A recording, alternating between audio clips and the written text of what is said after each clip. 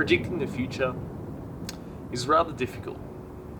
That's why everything we say here is either a prediction or an observation. So there's no guarantee it's going to come true. Now, these are not our own thoughts. They're based on a collection of data that we've gathered from different sources. So please keep that in mind and enjoy. All right, look, the pandemic has taught us a lot of things. And what we're going to do in this video is explain some of those things. So we're going to explain the economic and social impacts associated with the pandemic. And we're also going to ask a few questions that maybe we should start to think about a bit more. Now, we're not going to provide solutions to these because we honestly don't think that we're qualified here at Inspiring Our Minds. But nevertheless, we think it's still good to think about these. Now, with these things, so economic and social impacts, we're going to explain them. So we're going to look at the cause of them and the effects or the predicted effects and consequences they might have on the world. Now, we can't cover everything in one video, like just check out this list right here from Wikipedia. There is so many different impacts that are associated with the pandemic. Now, what we can do is explain some of the ones that we think are probably going to be most relevant to all people across the world. And that's what we're going to do here. So let's begin. Alright, here's the thing. An economy is all about money, or in essence, it's about the flow of money.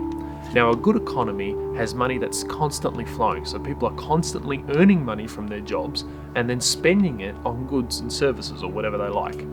A poor economy is when this flow of money is reduced.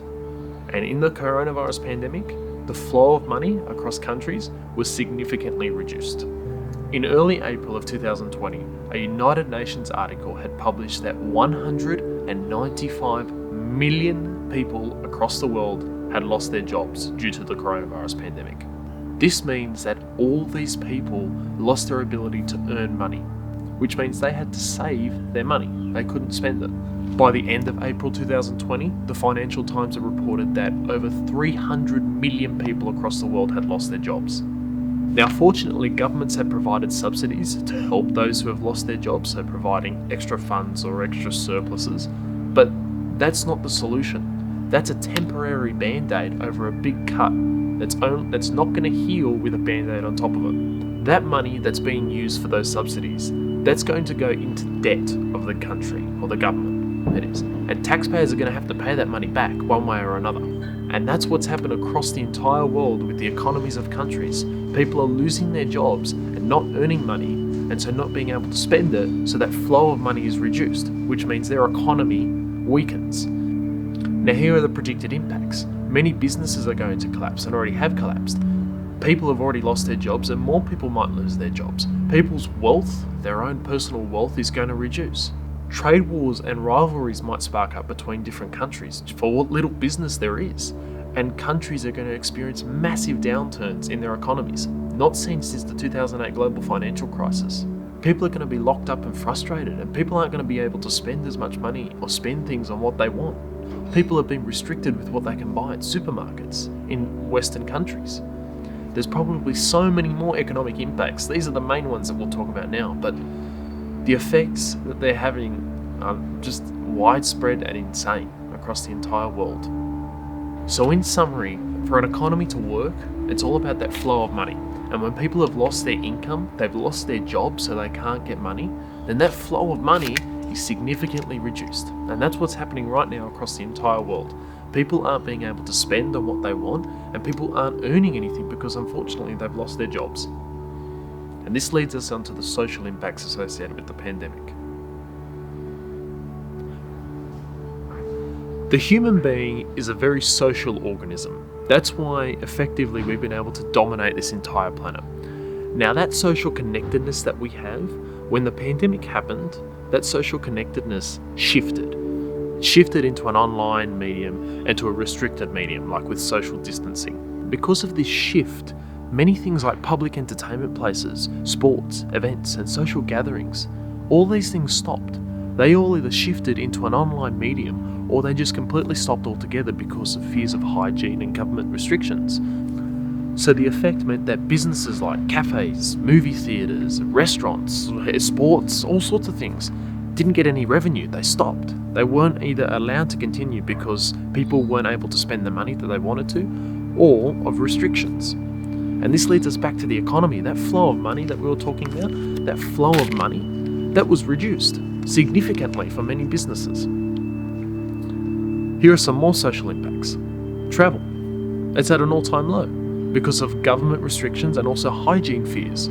Some airlines have collapsed completely, and car companies and car sales are just not a thing at all. They're not happening. Like cruise ships are not happening at all. All these restrictions there are just so many different social impacts. Like it's crazy. It's an unprecedented time.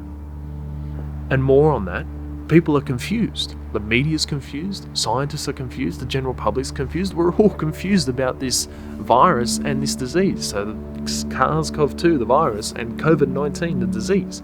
We're unsure about what can we do to treat it. We're unsure about how long it lasts. We don't know. And the reason why we don't know is because we don't have enough data on it. So the effect of not having enough data means that we have to act day by day. We can't make a big plan for the future because we've never experienced something like this in the 21st century as widespread. And you could argue that maybe we should have planned for it, but that's neither here nor there. We've never seen it before, right? Like, it's crazy. Now, it's not all doom and gloom across the world. Some things, due to the pandemic, have actually thrived. Things like esports are thriving. Video communication platforms like Zoom and Skype are skyrocketing. Cargo transport is at an all-time high because people, that what little money they have and when they want to spend, they're spending online, so they're getting it all shipped in. Science communication, especially around diseases and biology, is thriving right now because people want to know what can they do to boost their immune system so they're not affected by this COVID-19 disease. Here are some of these questions we wanted to ask before. Do workplaces need to prescribe extended breaks for people for mental health reasons? We've noticed that people being locked up have had a break and have been able to digest and think about things a bit more, think about issues they thought maybe weren't even issues, been able to digest them and figure them out. So do we need to do that more often with people? Should there be an increase in an understanding of how diseases work?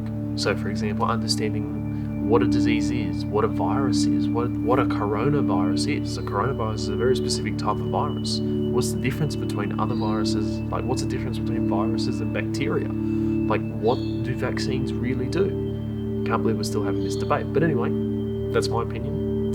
Sorry about that. How should we manage the environment with a lot of people? Now, it's no secret that climate change is real, and if you don't believe us, we'll quickly explain it. Carbon dioxide is a greenhouse gas, which means it gets trapped in the atmosphere, and just things like cars and burning coal, they produce a lot more carbon dioxide. Now, this didn't happen 100, 200, 500 years ago, or whatever, so it's clear that we're pumping more carbon dioxide into the atmosphere, so there's an impact that's occurring. Now, with a lot of people staying at home, a lot of the emissions that we see on average had been reduced because people weren't using their motor vehicles and offices didn't need as much electricity because no one was there. So can we now accelerate an advancement into reducing our carbon footprint? So just something to think about. Final thing, how should leaders and politicians communicate during a crisis? Should they be more open with us and just tell us, hey look, we don't know what's happening, we play it day by day like we said before? Or should they do what they did now? Like, just something to think about.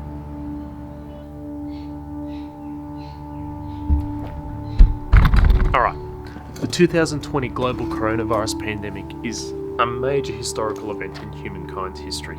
Many people have lost their jobs, many businesses have gone under, and overall, it's going to give us a net total loss. There are many social and economic impacts associated with this pandemic, as well as a few questions that we think might be interesting to ask. We don't have the answers for you, as we told you, but they're interesting to talk about. So if you enjoyed it, thank you for watching. Check the description for that information, and all the best.